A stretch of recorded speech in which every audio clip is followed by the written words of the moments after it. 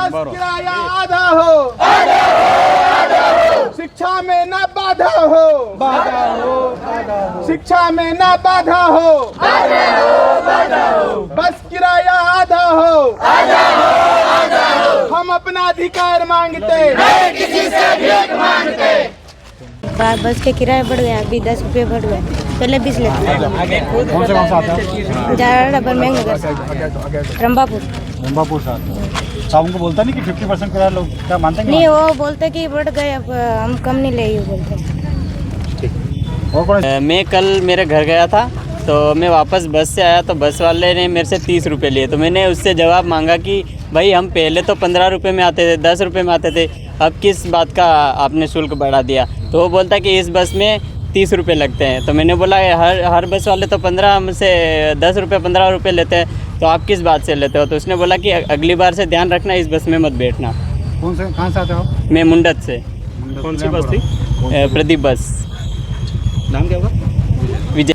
ऐसे हम 4 सूत्री मांगों को लेकर आज यहाँ पर आए हैं, जिसमें मेजर मांग ये है कि जो विद्यार्थी अपने गांवों से पढ़ने के लिए विद्यालय महाविद्यालय में रोज़ अप डाउन करता है, और हम सभी को ध्यान में है कि अभी बस का किराया सीधे 75 पैसे बढ़ा है, यानी कि अगर देखा जाए तो सीधे 75%।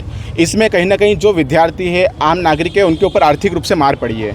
हम जानते हैं कि जनजाति बहुल इलाका है, यहाँ पर जो विद्यार्थी पढ़ रहा है उसका परिवार किस प्रकार से आर्थिक रूप से असक्षम है, मध्यम वर्गीय परिवार से आता है, और जब वो इतना ज़्यादा रुपया देकर रोज़ अप डाउन करके विद्यालय में आएगा तो क्या वो पढ़ाई करने के लिए, मतलब पढ़ाई छोड़ने के लिए मजबूर होगा कि नहीं होगा। अगर वो रोज़ इतना पैसा देता है तो ना उसकी इतनी शिष्यावृत्ति है, ना उसको इतना पैसा घर से मिल पाता है कि वो रोज़ अप डाउन करके यहाँ पढ़ने आए। पहले भी हमने मांग की थी कि जो विद्यार्थी अपनी आई कार्ड दिखाता है, ड्रेस स्कूल की गणवेश में होता है, उसका किराया 50% होना चाहिए, लेकिन ना बस वाले उसको बिठाते हैं, ना उससे आधा पैसा लेते हैं। तो कहीं ना कहीं ये विद्यार्थियों को पढ़ाई छोड़ने के लिए मजबूर करने की प्रक्रिया है। तो विद्यार्थी परिषद एक इस बात को लेकर आए कि अपनी जो विद्यार्थी स्कूल ड्रेस में आता है, आई कार्ड दिखाता है, उसका 50% से कम किराया हो। दूसरी बात, MP ऑनलाइन जब हम फॉर्म भरने जाते हैं तो उस पर पोर्टल पर नियत शुल्क है कि उसको इतना लेना चाहिए, लेकिन उससे कहीं गुना ज़्यादा पैसा वो विद्यार्थियों से वसूल करता है। तो कहीं ना कहीं ये गलत है, इसके ऊपर भी शासन को ध्यान देने की आवश्यकता है।